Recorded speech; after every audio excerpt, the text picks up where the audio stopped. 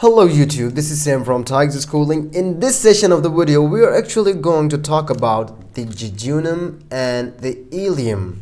So the jejunum and the ileum are actually easily not that much mass as compared to the duodenum. That was really really complicated. Like the whole thing was really complicated, but this thing is relatively easy because in this we are actually going to kind of compare the jejunum and the ileum. So in that comparison we are actually going to cover up the whole concept of jejunum and ileum.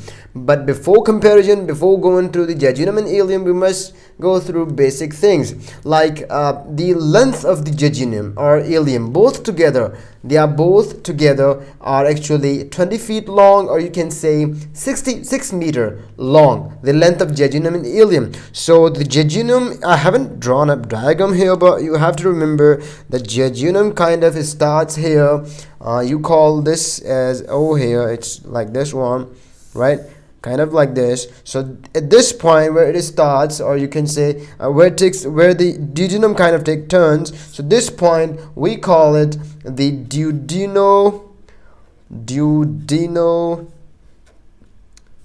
jejunal flexure. That's it. Very easy. So this is the point of start of the jejunum, and as the jejunum goes up and winds up and it turns out and the ileum starts, and the ileum actually ends at the point called the Ileocecal Junction. So it's actually a junction between the ileum and the cecum, which is the starting part of the large intestine, or you can say colon. And one thing more, that is we have to remember that the coils of the ileum and jejunum are actually mobile, like freely mobile, like they can move here and there, and they are attached posteriorly to the abdominal wall. And you might be asking how they are actually attached to the posterior abdominal wall. They are actually attached to the posterior abdominal wall by the mesentery of small intestine. If you see the jejunum and ileum, if you see the diagram, you can find a big fan-shaped peritoneal folds that is actually attached to the posterior wall of the abdomen and posterior wall of the abdomen and to the jejunum and ileum. So that big fan-shaped peritoneum, or you can say fold of peritoneum, is called the mesentery of small intestine. So if I'm going to write down here the mesentery of small intestine, all right, you just get my words.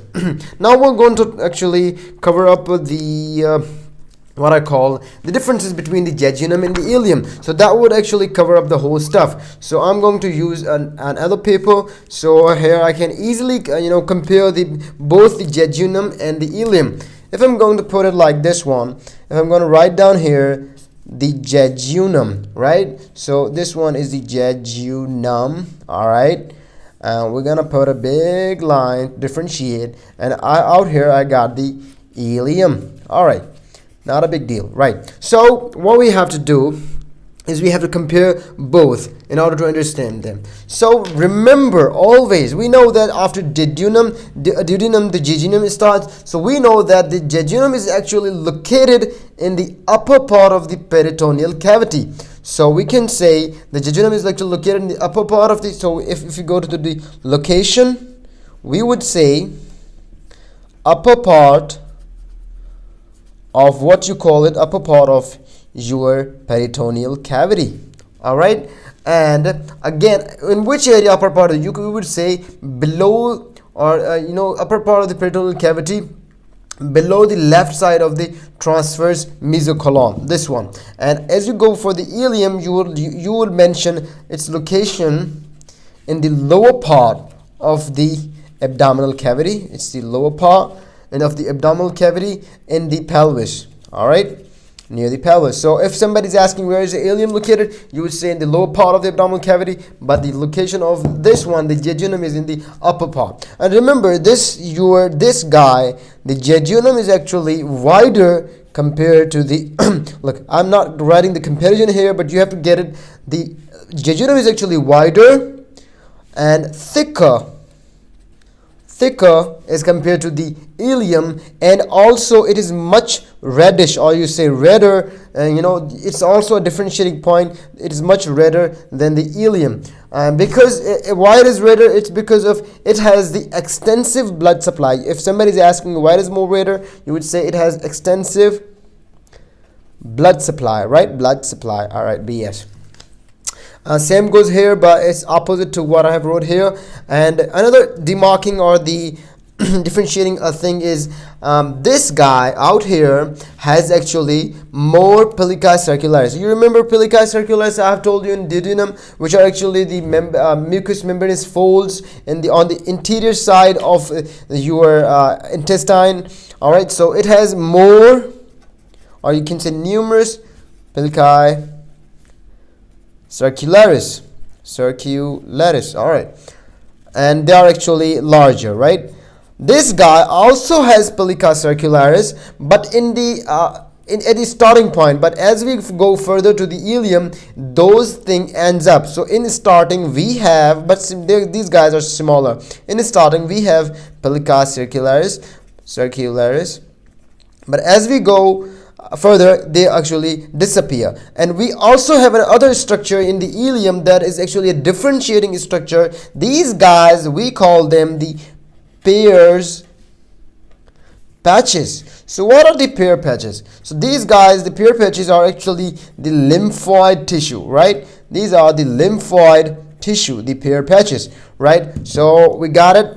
Pellici circularis, we got more here, and we got less pellici circularis here, and we have the differentiating point that is Peyer patches that is only located in the ileum, and which are actually the lymphoid tissue. Another differentiating point between both of them, that we have the jejunal mesentery, which is actually attached to the posterior wall, or you can see posterior abdominal wall above and left of aorta. But this guy is attached to the right of aorta, but below. You can say the ileal mesentery is attached below and right to the right of the aorta. So we say below and right of aorta location. Again, we're gonna write down location, and this guy is above and left of your aorta, though that big aorta, right? And other structure, the other differentiating point between them is the jejunal mesenteric vessels. In the jejunal mesenteric vessels, we actually have, usually we have two arcades. We have two arcades in this jejunum, but in ileum we get three, four, or more arcades. What are arcades? These are actually the anastomosis of the blood vessels, like this kind of supply, like this one, this kind of final, like this one, right? So if we consider it this way, we got two main arcade, but in this case, if we got more arcades, and there's an extent, these arcades actually supply the blood. So these are actually the anastomosis between different structure. We might be going to talk about little bit about arcades in the arterial supply of the jejunum and ileum. So these are the basic differentiating point of the jejunum ileum. Now let's move further and talk about the arterial supply, nerve supply, lymphatics, and the venous drainage of your jejunum and ileum. So now let's talk about three things. First one, we have got the arterial supply.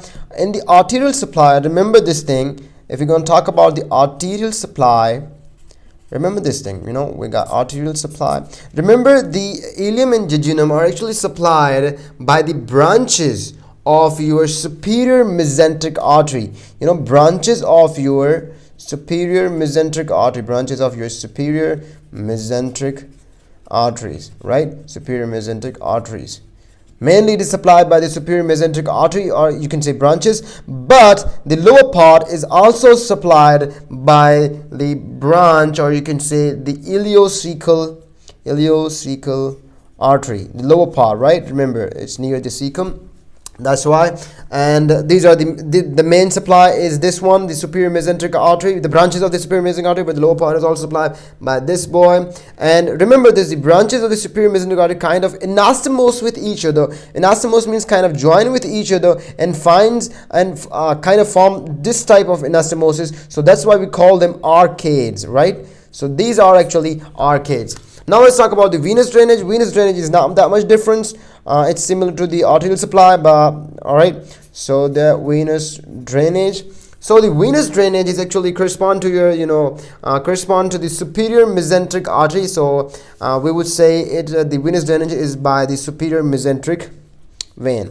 superior mesenteric vein. Similar like this, we got superior mesenteric artery which supplies it, and the superior mesenteric vein actually drains your whole venous drainage, the whole through this one. And the lymphatic, we have talked about the lymphatic, and we're going to be talking about lymphatic in another video, and I'll be making a really detailed video regarding the lymphatics. But we just have a quick review, like what is the main lymphatics out here. So remember this one.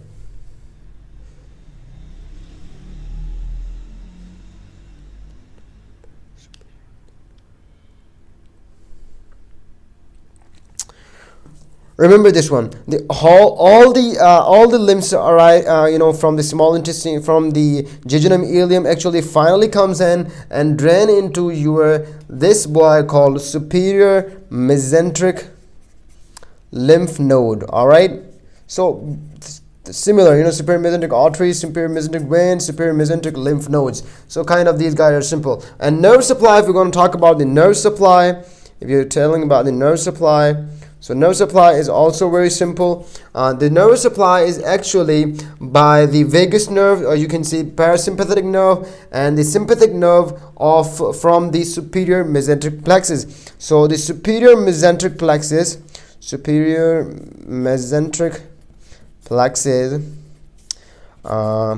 it's times parasympathetic and the sympathetic, or you can say vagus sympathetic. So the sympathetic and parasympathetic is supplied by sympathetic and parasympathetic nerves of what? Superior mesenteric plexus. Very simple, very easy. The jejunum ileum is much more easier and easy to understand because as compared to the duodenum. So that's it regarding this lecture, and please make sure to visit our website, that is www.taekjischooling.com, and keep visiting Taekji Schooling.